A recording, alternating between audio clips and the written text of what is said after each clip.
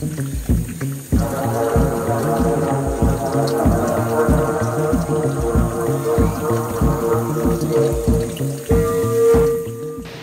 I didn't expect to be back to Predator Bay so quickly, but sometimes you just can't control how things work out. And for me, a fish on my bucket list that I had set to notify me if it came in stock, well, it came in stock 1 week after Predator Bay went live. You might be able to see him behind me, but that fish is the jeweled moray eel. So you can see I have about a, I don't know, I want to say he's probably maybe 16 inches, 14 inches, something like that. It's been in the tank a couple days, really settling in nicely. Beautiful fish. So I thought what I would do is, in addition to introducing you to the new fish, I figured let's go ahead and do a feeding video. Let's feed all of the saltwater tanks. So we'll just do a, an all fish video. None of me building or any of that stuff, just lots of fish and lots of fish feeding. So let's go ahead and start with Predator Bay. All right, we'll start with a nice big piece of squid, and we'll see who our first taker of the evening is, and probably no big surprise, it is going to be one of the groupers. So I want to save some of that squid, so I'm going to go ahead and go with a piece of shrimp, because I think the Miniatus grouper will be the next one, and yeah, he's pretty predictable. So we have a wild card, a completely unknown, which is the jeweled moray eel, because I've never fed him before. So we are gonna try to see if we can entice him to get a piece of squid. So we'll see if he's out and about, so I'm pretty sure he's hungry, but it's a matter of seeing if he detects where the squid is at. And not sure the best way to feed him since he's new, but it seems like he's getting the smell, and there we go. Leave it to predators, right? They know what to do. They know how to take care of themselves. All right, let's get some of the big boys some food. Oh, there we go. Nice big piece of shrimp for the stingray. Let him work on that for a minute. And let's get a piece of squid for the bamboo shark. And let's see, for the horn shark, we'll see who our first taker is. Looking like it might be the horn shark, and nope, whoop.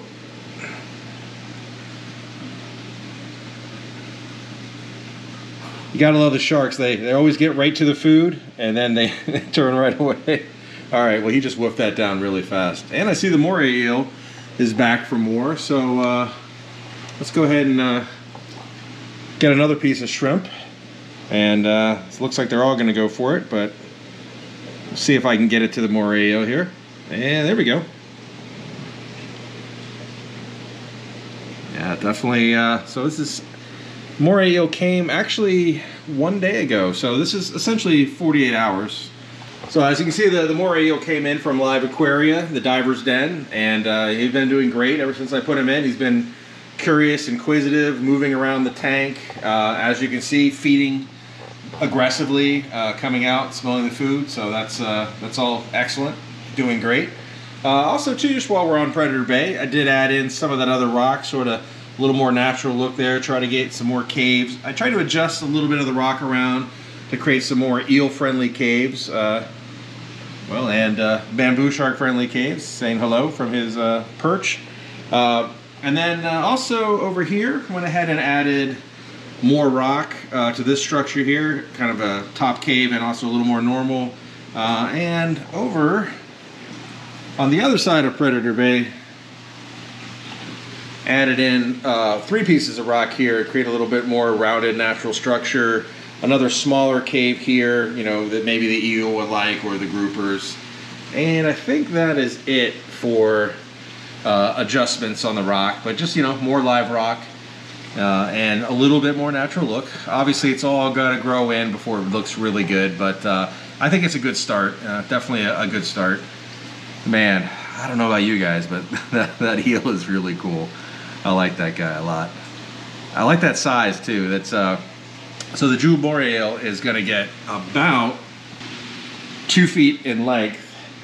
So I like that he's a thick moray eel, but I also like that he doesn't get gigantic like some of the larger morays that are pushing, 5 or 6 feet. We got a couple sharks that just found another piece of squid.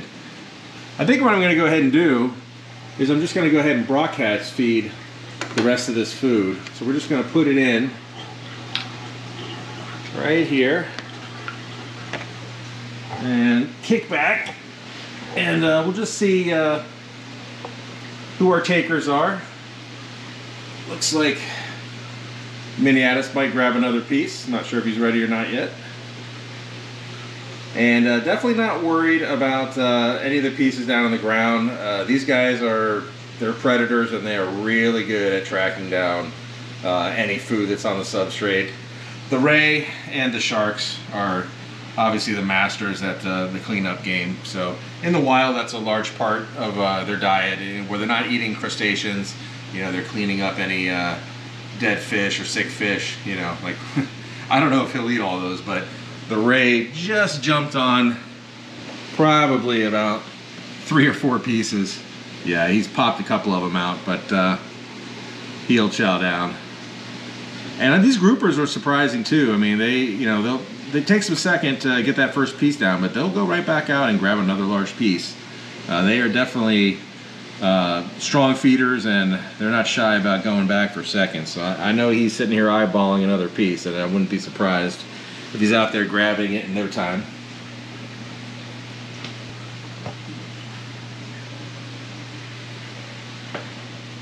So we see the horn shark. He's definitely detected that there's a bunch of food in this corner, and there we go. He's grabbed himself another piece of shrimp. Chowing down. I'll tell you what, this is the guy here who, for the 600 gallon, you might think 600 gallons, a large tank, but, he swam in it, but not like here. Like in the evening, when he knows it's getting close to dark, he'll just cruise the tank for hours. Also, first thing in the morning, whenever I come down, and the tank lights aren't on, but there's light coming in from the windows, and so it's dimly lit, and you'll just see him just cruising the reef all over the place, up and down, over the rocks, really everywhere. It is really, really cool. Really cool to watch. The ray does the same thing. The ray cruises up and down the rocks. So we have the rock structure, built up. This is a tall tank. It's a big tank, so the rocks are pretty substantial, and it is kind of cool watching the ray and the shark go up and over and down, and definitely just take advantage of all the real estate they have. All right, next up we're going to feed some frozen food to the 265 portion of the 1,500 gallon system. Okay, the big meal of the day for the 265, basically a bunch of frozen marine marine meaty food, carnivore food, some spirulina brine and some regular brine, and then they get a more vegetable-based feeding earlier in the day. So you can see that the 265 is starting to come into its own. We're starting to get the coralline algae built back up on the rock. We have a rock structure that I'm pretty happy with, and really we've got the fish bait built up. We've added our blue face trigger and our Indian black trigger, and then we have our existing longtime school of large black axle chromis and our emperor angel. We've got our harem of clownfish. We have the 2 onyx blacks, the female and the male over here, and then we have a harem of small misbar clownfish, which are just pretty much spread all over the tank. And then some miscellaneous friends, the coal tang and the powder brown tang, purple pseudochromis over there, really cool hawkfish, yellow wrasse, chorus wrasse. There's a few other guys in here mixed in, but definitely the sort of the showpiece fish are the triggers and the emperor angel. And I think the school of chromis, certainly from a distance, they have a nice look to them. But obviously what this tank is sorely lacking is something to populate all this beautiful Fiji live rock. So, whether that's going to be a combination of corals and macroalgae, or just some easy corals, or some things that triggers and angels won't bother, or is it just going to be all macroalgae? Not sure on that. I'm going to try a few things in here, a few small pieces. I want to propagate them in the refugium down below, the 700-gallon refugium. Because remember, this is the 1,500-gallon system. So you got 265 gallons here, you got a 700-gallon refugium, and then you have the 600-gallon tank in the back where the sharks and rays were growing out and have now been moved over to Predator Bay, which is, well, we'll talk about that at the end of the video. There's a lot of work's coming on that. But so this is the 265 right now, just your solid Fowler tank. Right now, just your live rock and fish tank. But we're going to try to make this more live. We definitely want to get this aquascape more alive with more plants and more corals. All right, so on the saltwater side, my easy tank, the 150-gallon low-tech reef cube, pretty much just growing in. Remember when this tank first started, all base rock, you know, not a, well, just a kind of little pieces that were along the bottom here that were from the other tank. But as you can see now, just completely covered in coralline and getting our soft corals going. A couple zoanthids, a few small things.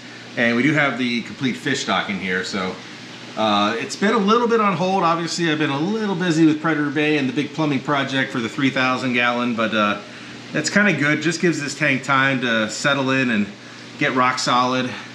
Time for our refugium to just get even more mature, just completely covered and good live stuff. We have our detritus crew down there of invertebrates, and then we have an extensive algae and detritus crew up here in the top. So there was, you know, a member early on, a tiny little bit of hair algae. There's not a speck of hair algae now. I never cleaned it out. It was all done by tangs and invertebrates. And on the sand substrate, there was a little bit of, you know, algae, a little cyano before. All gone. Again, there's not been a single cleaning. There's not been a water change. Just time and having the right, you know, cleanup crew in there. Let's go ahead and give these guys their feeding.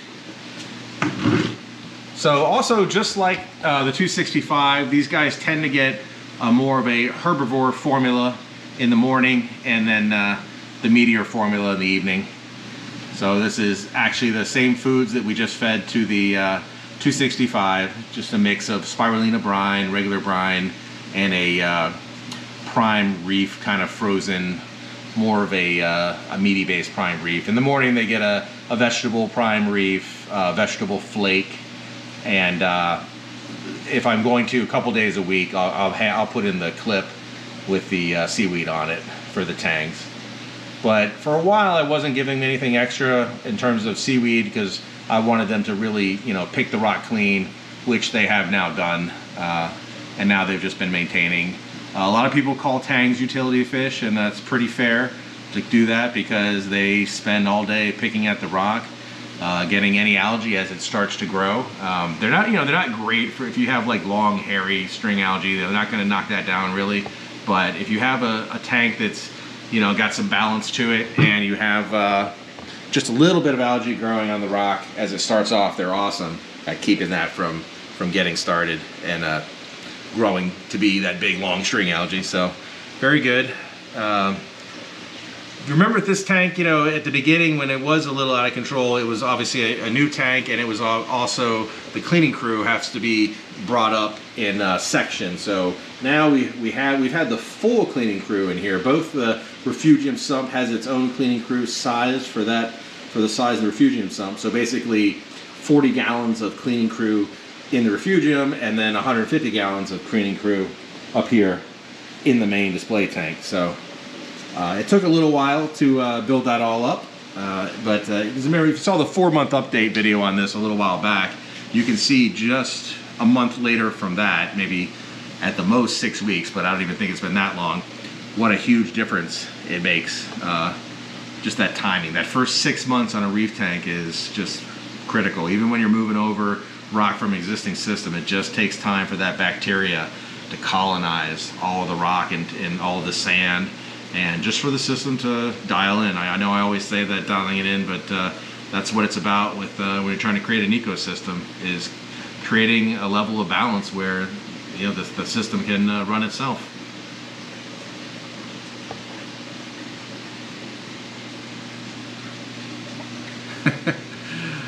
I'm thinking I might be feeding these guys a little too much. Those gobies got some bellies on them. There are some fat little gobies. So Yeah, I feel like maybe lately I felt like I've been neglecting some of the other tanks, putting so much effort into Predator Bay that maybe I was substituting the time on the tank with a little extra food, you know, to sort of because of the guilt, you know, but probably shouldn't do that.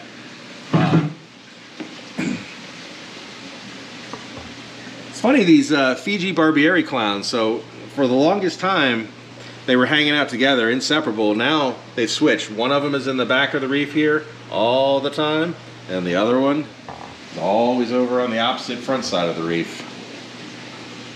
And then as soon as I say that, they come together. So maybe they are actually still staying together, and I'm just seeing them coming out the opposite sides when it's come to feeding. Because lately, that's like I said, that's been the time that I've been spending with the tank is, you know, feeding and when I'm dosing and all that sort of thing. And not as much time with the 150 cube, just enjoying the fish because of all the work with the other tank. So that's one thing I look forward to, is getting some of these builds out of the way and just being able to spend more time really getting into the tank and tweaking a few things and just getting a better feel for how everything's going in the tank. Like I know here, the soft corals, you know, they're growing, but I wouldn't say that they're, I shouldn't say they're not thriving, but they're also not growing super fast. So it's something where I want to try a few different things and see how they respond to, you know, some of the changes. You know, I've done a little messing around with the water flow, and I think originally it was a little high, so I backed it off some. And same with the lighting. So it hasn't been long enough to see exactly how that's going to shake out. But I can tell you the polyp extension has been much greater with the lighting dialed back a little bit, and with the water flow. We'll see too with the zoanthus. They've grown, but I mean that colony there is maybe twice the size it was originally, but it hasn't gone crazy yet, which, you know, maybe I should be thankful that that's the case. But either way, I need to spend a little time with this tank and really start getting the corals going in here and adding more when I can find them for the right price. All right, so lastly on the marine side, we have the 600 gallon. Obviously not going to be any feeding here because it is one big empty aquarium. So now that everybody's moved over to Predator Bay, it's time for the 600 gallon to become the Reef Slope aquarium.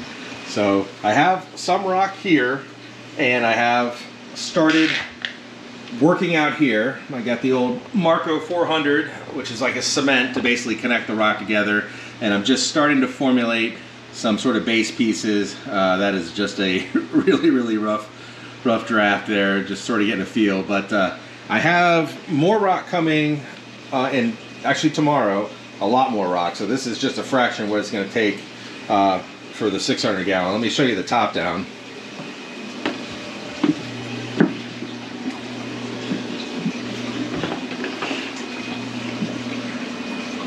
Despite how it looks from the front, it is a very chunky, wide tank. So it is, you know, 4 feet front to back. So it takes a lot of rock to get this built up, especially we're going up 4 feet up top. We're going to have that reef slope. It's going to be very substantial rock work coming down all the way kind of slope close to the front there. So even though this is a good amount of rock, it's not nearly enough to get the job done. So, but the new rock is coming, and this on the salt side, this is the next piece here. We're going to work on getting foundation cemented together. We're going to work on getting the reef slope built up high enough with these pre-cemented pieces that then I can come back on the top and, you know, working from the top, flesh out that top piece, whether it's pre-cementing and adding it on top or if I add individual pieces. But we want to get a nice big thick base down here in the back, in the middle, and build that up so that I have, you know, so I can get it high enough that I can get down in with my hand without having to climb into the tank to do the rest of the aquascape. So, and without having to drain the water, because remember, in the process of getting the sharks and rays over to Predator Bay, we had to do a 450 gallon water change here. So it's chewing through all my salt, as well as Predator Bay chewing through all the salt. So, and I gotta wait for the next 30% off salt sales so I can stock back up again. So don't want to use too much. I don't think we need to, though. I think we can do it on the outside, pre-cement it out here, build up our foundation, put it in there, build it up a couple feet, and then take it from there. All right, hopefully you enjoyed a change of pace from building aquariums to just spending some time feeding the saltwater fish and getting a little update on the direction of all the marine tanks at Aquarium of Maine and which way they're going. Hopefully you're excited for the Reef Slope. I know I am.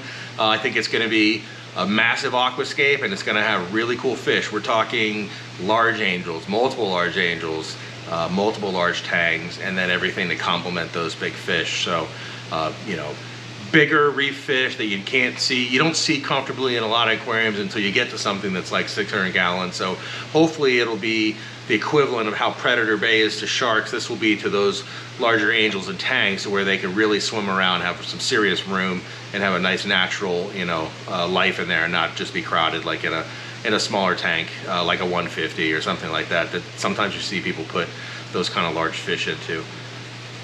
Okay, so on the salt side, we'll be working on the Reef Slope aquarium. We'll continue to tweak the existing aquariums. I'm going to try to find some corals that are priced affordably so I can stock some of these tanks a little better. And I've got my eye out for some macroalgae that I'm going to start growing in the reef, in the 700-gallon refugium. We're going to see how each one takes to my lighting and water, and then as I propagate them, I'll start populating some of the tanks with that macroalgae. I'm going to try some in Predator Bay, I'm going to try some in the 265, and maybe even some in the 600-gallon, and we'll see if we can't get some of those scapes looking more natural, more like a natural reef.